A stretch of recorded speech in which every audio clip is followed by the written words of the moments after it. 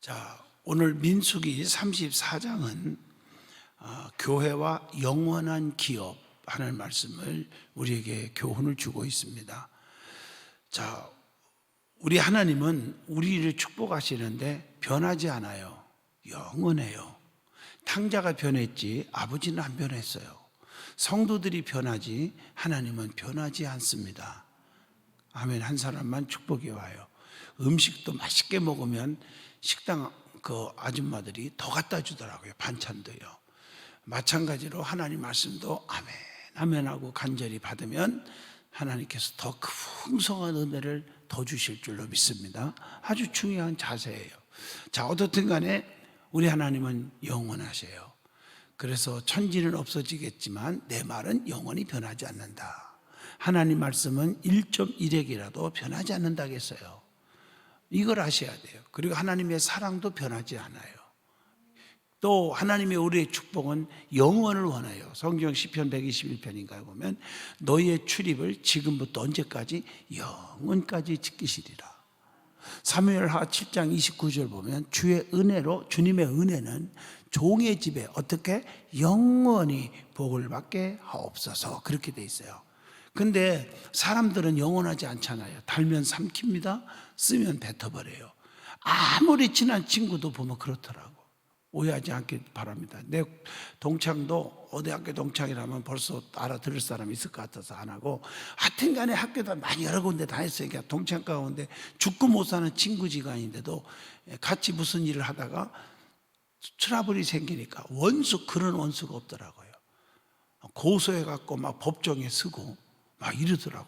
그렇게 죽고 못 사는 친구였는데 내가 봐도 남들이 질투할 정도로. 그러니까 함께 동업을 했겠지. 여러분, 사람은 믿을 수가 없어요.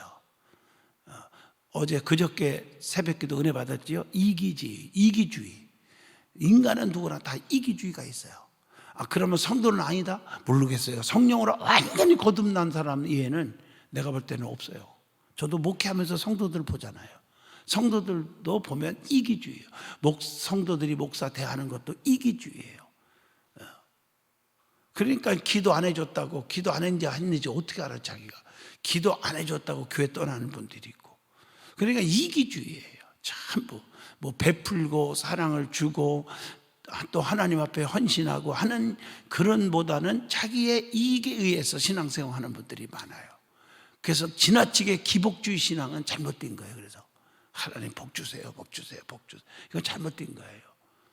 할렐루야. 하나님은 복을 주시는 분이죠, 물론. 그러나 우리에게 연단도 있고요. 또 우리에게 환난을 주어가지고 하나님께 가까이 오게 하는 것도 있잖아요. 그런 것까지 깊이 생각을 못하고 판단할 수가 있어요. 자, 우리 하나님의 사랑은 다시 한번 얘기합니다. 영원합니다. 변하지 않습니다. 그러나 사람은 변한다는 것을 아셔야 돼요. 그래서 이걸 들음으로 인해서 여러분들은 사람들을 어떻게 하느냐? 상처받지 말라는 거예요. 인간은 다 그런 건데 뭘. 그래야 인간관계가 유지가 돼요. 맞죠? 영원히 같이 좋은 관계 맺으려면 좀 속상해도, 좀 손해봐도 사람은 다 그럴 수 있다. 이렇게 이해를 하여야 관계가 깨지지 않는다 하는 것을 오늘 여기서 알 수가 있어요. 자, 오늘도 보면서 교회와 하는 말을 이미 들었죠. 말씀 안에서 교회, 즉 이스라엘 혹은 성도, 또 교회, 이렇게 다 똑같이 생각할 수 있어요. 영적으로. 그거와 영원한 기업 하는 제목을 오늘 34장을 통해서 줍니다. 자, 죽은 믿음을 가지고는 영원한 기업을 얻을 수가 없어요. 하나님께서는 준비하고 계시는 영원한 기업인데 그것은 인간의 기준으로는 결단코 얻을 수가 없다는 거예요. 인간의 기준으로는. 왜냐하면 그것은 유한적이고 썩어지는 것이 아니기 때문이라는 것입니다.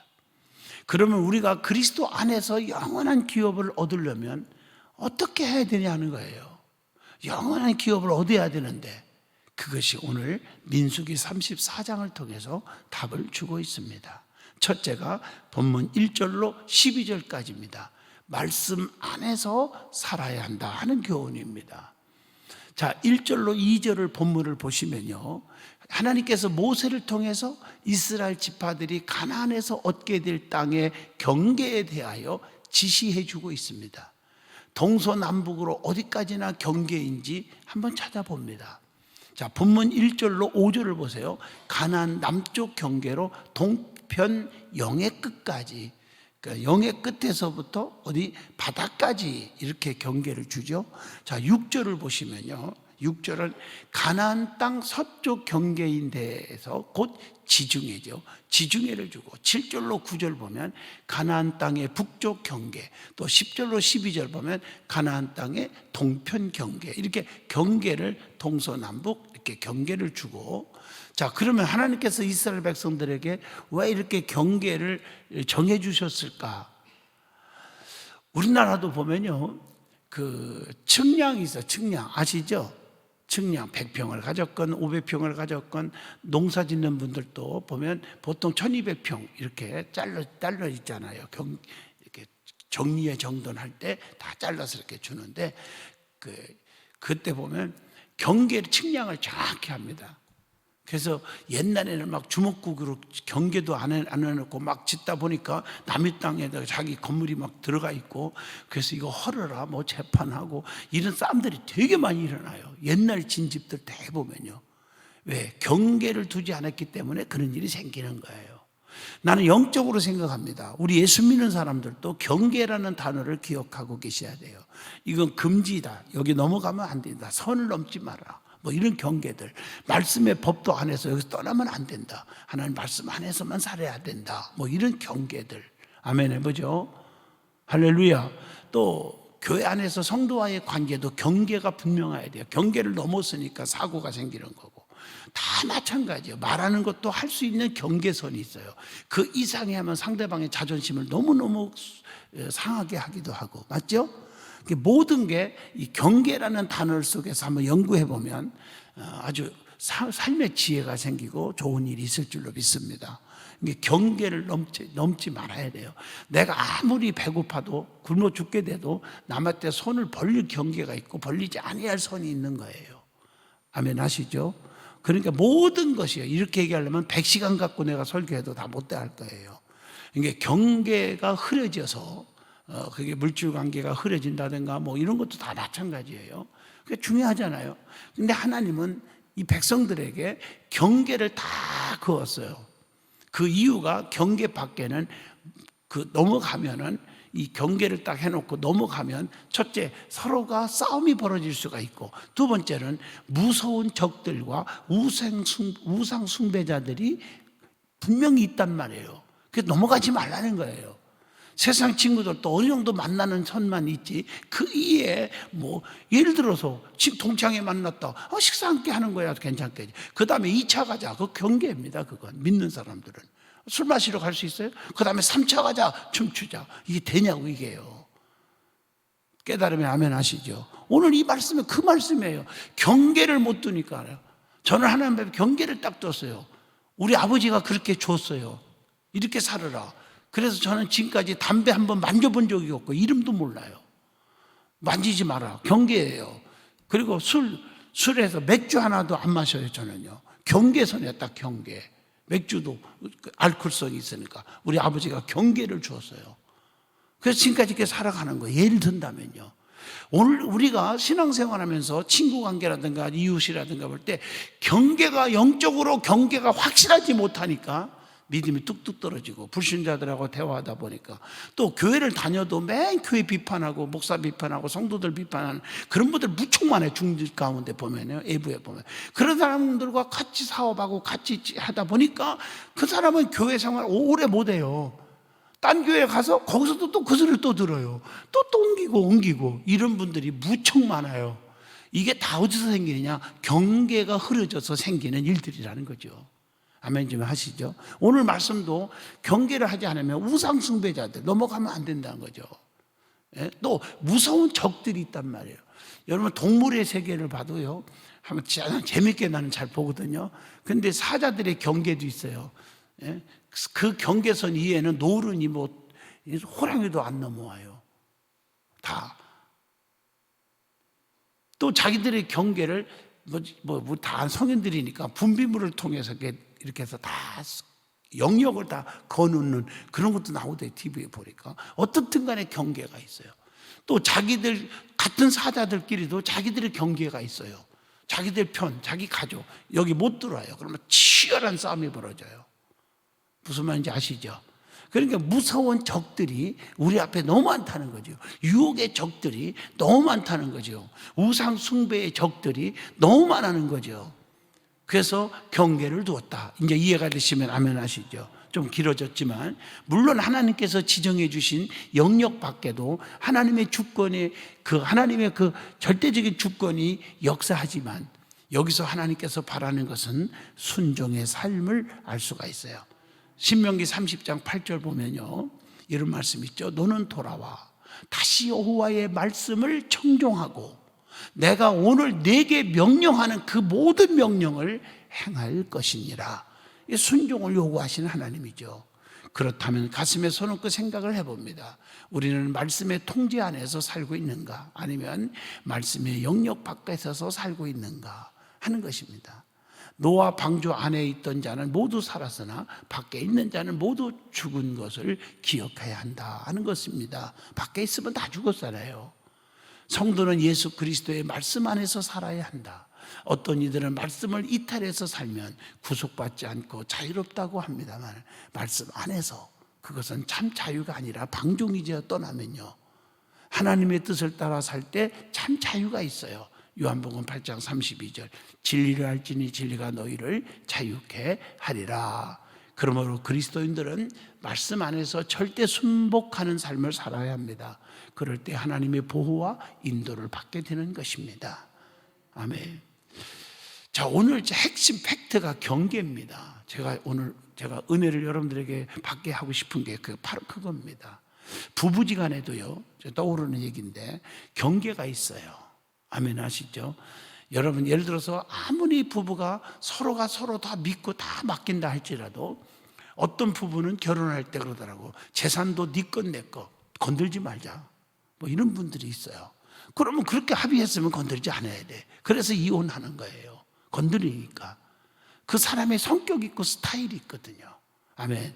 또 부부지간에 아무리 좋은 사이라도 또 경계가 있어요. 남편한테 이것저것 주세요, 이런 것도 다 좋지만 그렇잖아요. 남편한테 얘기도 않고 살짝 밤에 잠을 자는데 호주머니를 뒤져서 돈을 빼간다든가.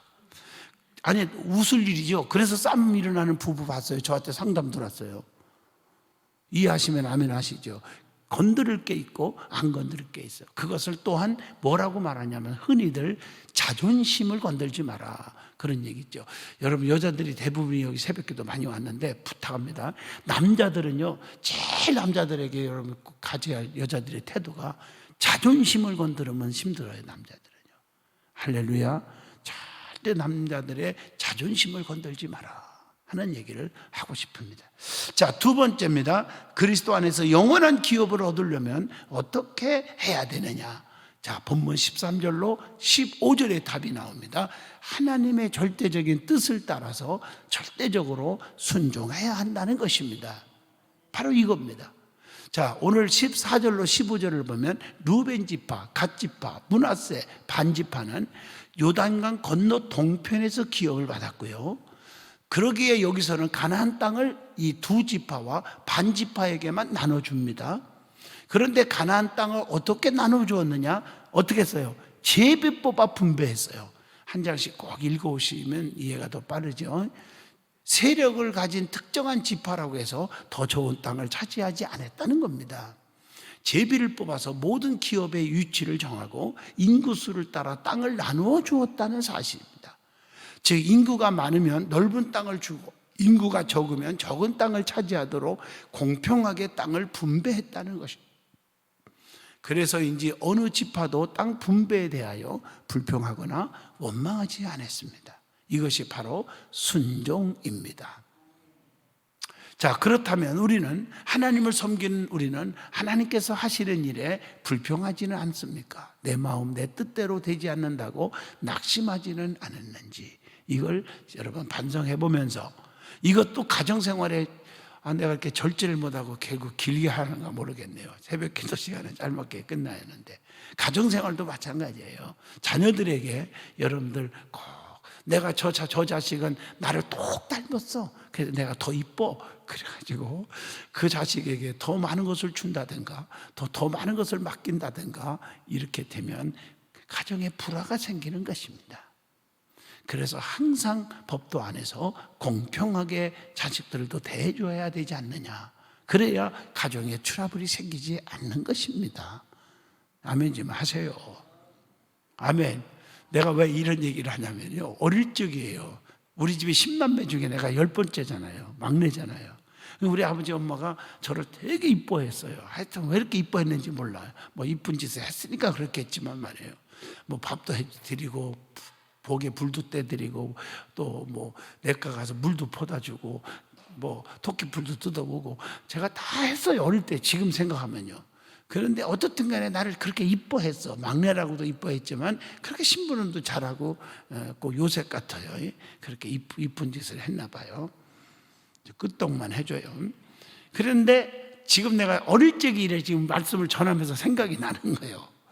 그래서 우리 아버지가 장에 갔다 오시면요, 지금 옷 같은 거 또 이렇게 잠바 혹은 또 맛있는 거 이런 거 사오면은, 특히 이 잠바 같은 건 뭐 공개 뭐 입고 다니면 공개가 되니까 어쩔 수 없지만은 이런 그 호떡 같은 거 맛있는 거 사오면은 딱 이래가지고 한쪽에서 줘요. 그러면서 들어가려면 안 돼, 여기서 다 먹고 먹는 거 다 보고 다 먹은 다음에 시집이 뛰고 들어가라 그래요.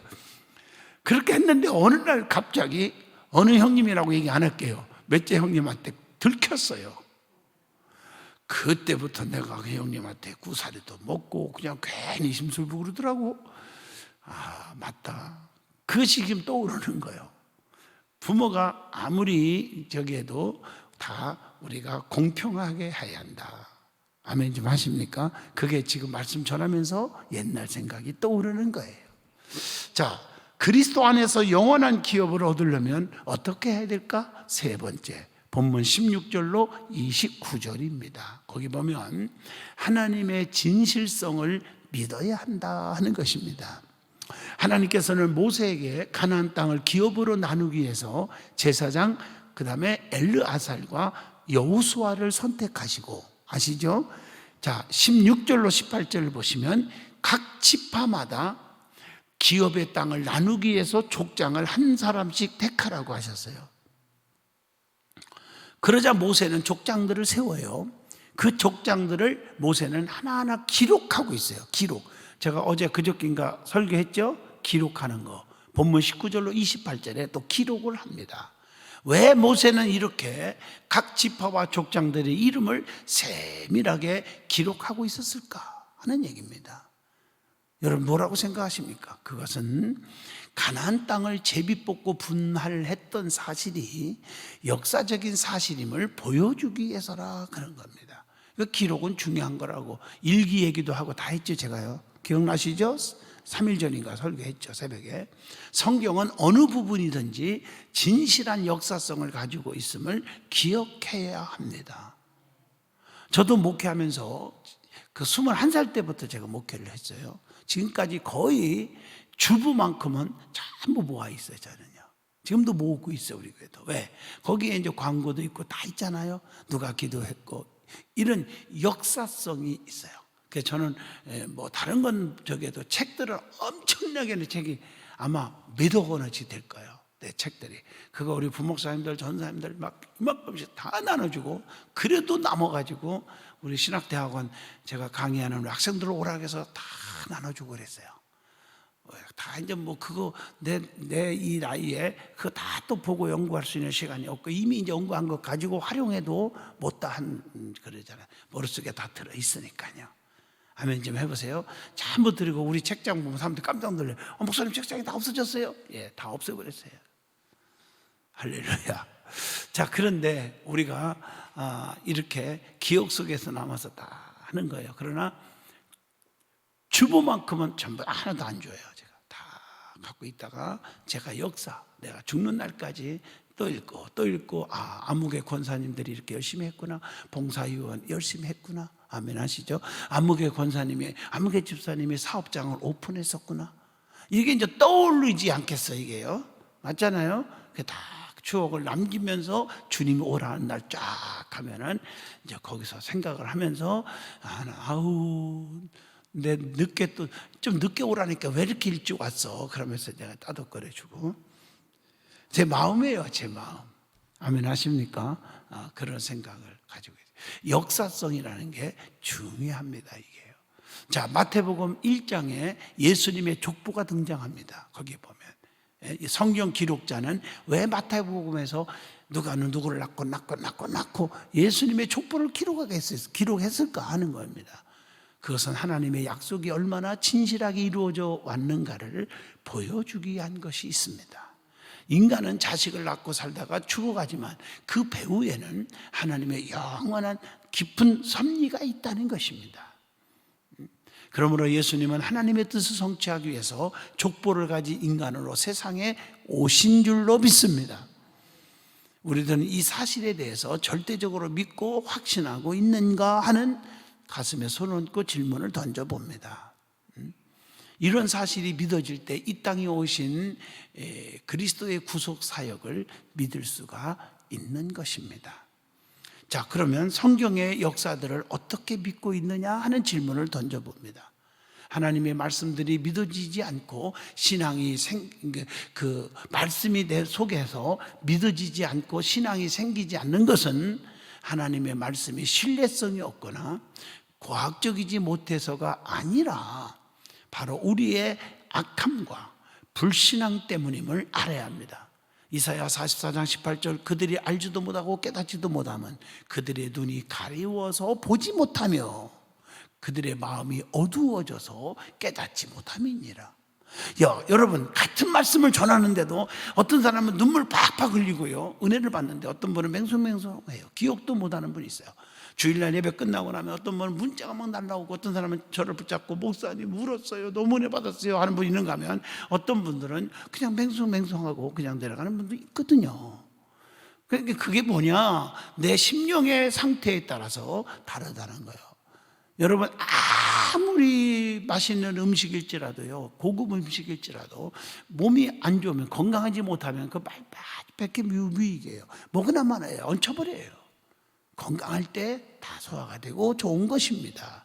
하나님의 말씀도 내 심령이 밝고 어둠가 있을 때 어두우면 은혜가 안 되지만 밝으면 은혜가 되는 거예요. 그래서 늘 교회 생활에서 부정적이지 말고 불평하지 말고 원망하지 말고 늘 긍정적이고 감사하는 마음을 가지고 살 때 모든 예배가, 모든 말씀이 다 영적인 내 것이 될 줄로 믿습니다. 이것이 중요한 팩트입니다. 그리고 하나님의 말씀은 믿는 자에게 역사하심과 능력이 있음을 기억해야 합니다. 왜냐하면 거기에 말씀 보면요, 기억을 해야 돼요. 하나님의 말씀을 받을 때, 데살로니가전서 2장 13절 봅니다. 하나님 말씀 받을 때 사람의 말로 받지 아니하고 하나님 말씀으로 받음이니 진실로 그러하도다. 이 말씀이 또한 너희 믿는 자 가운데서 역사하시느니라. 아멘이죠. 오늘 민수기 34장 좀 길게 설교했지만 생활 속에 적용하시고 정말 영원한 기업을 하나님으로부터 다 받는 여러분 되시기를 축복합니다. 기도합니다. 거룩하신 하나님, 교회와 영원한 기업 은혜 받음을 감사합니다. 주님 말씀대로 주님의 뜻대로 사는 저들 되게 하옵소서. 영원한 기업을 차지하게 하여 주옵소서. 예수 이름으로 기도합니다. 아멘.